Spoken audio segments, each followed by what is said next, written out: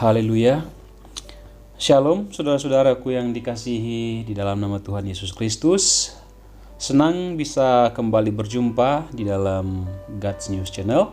Saya Elfrianto. Pada kesempatan ini berdoa semoga setiap kita ada dalam kasih dan anugerah Tuhan senantiasa. Mari kita siapkan hati kita untuk mendengarkan kebenaran firman Tuhan. Terlebih dahulu mari kita berdoa. Tuhan, kami datang di hadapan-Mu pada kesempatan ini. Terima kasih untuk kekuatan, kesehatan yang Tuhan anugerahkan dalam kehidupan kami hari lepas hari, sehingga pada saat ini ya Tuhan, kami dalam keadaan yang baik. Dan kesempatan ini juga kami mempersiapkan hati dan pikiran kami untuk mendengar dan merenungkan kebenaran firman-Mu. Tolong kami agar kami dapat memahami setiap firman yang boleh kami dengarkan pada kesempatan hari ini. Di dalam nama Tuhan Yesus Kristus, kami siap untuk merenungkan firman Tuhan. Amin. Baik, puji Tuhan, saudaraku yang dikasihi Tuhan, pada kesempatan ini firman Tuhan yang akan kita renungkan bersama-sama di dalam Mazmur pasal yang ke-61 ayat yang ketiga. Firman Tuhan berkata, "Dari ujung bumi aku berseru kepadamu karena hatiku lemah lesu. Tuntunlah aku ke gunung batu yang terlalu tinggi bagiku." Nah saudara, latar belakang Mazmur ini adalah ketika Daud sedang ada dalam situasi yang sangat terjepit atau situasi yang sangat genting, dikarenakan ia sedang menghadapi suatu pemberontakan yang dilakukan oleh anaknya sendiri, yaitu Absalom. Absalom berusaha dengan berbagai cara untuk menarik simpati orang-orang Israel agar orang-orang Israel bisa berpihak kepadanya dengan satu tujuan, yaitu untuk melengsarkan Daud dari jabatannya sebagai raja atas orang Israel. Nah, sebagai pemegang kekuasaan tentunya Daud sangat bisa melakukan apa saja untuk menghentikan siasat atau rencana jahat anaknya sendiri. Ia mempunyai kekuatan, ia mempunyai power, ia mempunyai tentara militer yang tentunya semuanya telah teruji ketangguhannya di medan perang.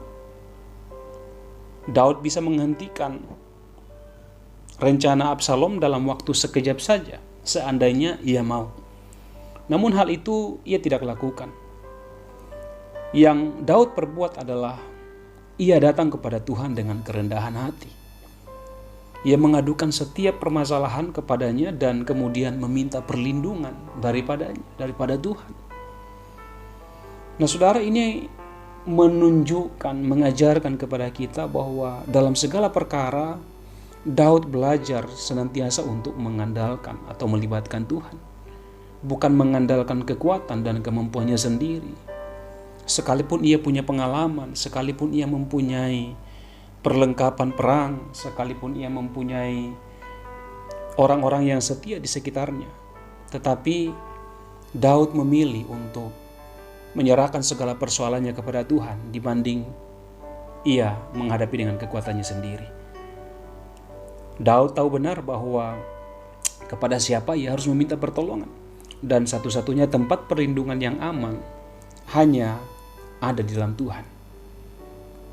Bagi Daud, Tuhan adalah gunung batu. Di dalam pernyataannya dikatakan bahwa tuntunlah aku ke gunung batu yang terlalu tinggi bagiku. Menunjukkan bahwa gunung batu di sini tentunya bukan gunung batu seperti yang mungkin ada dalam pikiran kita atau ada dalam bayangan kita. Gunung batu di sini tentunya memiliki makna yang lebih daripada itu.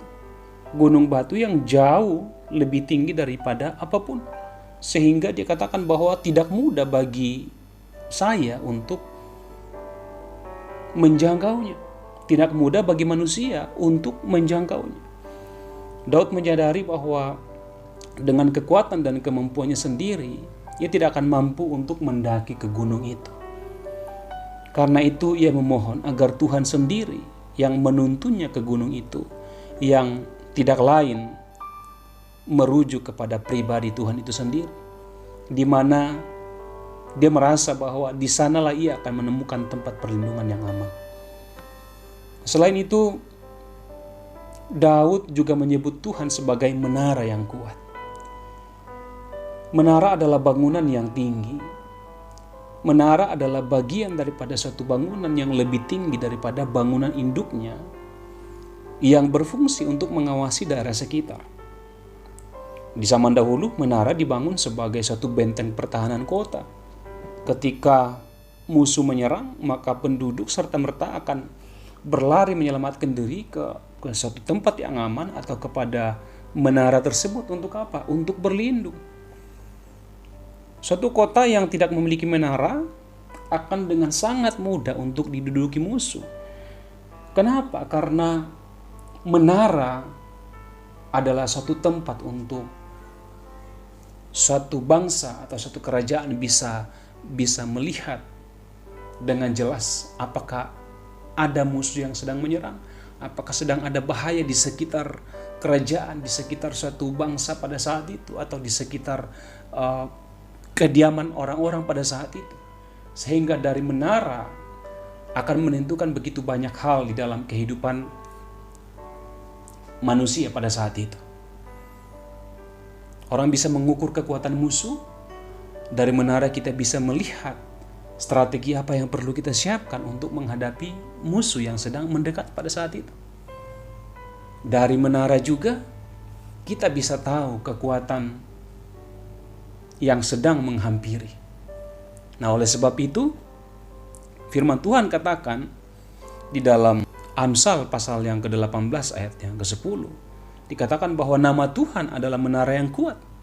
Kesanalah orang benar berlari dan ia menjadi selamat.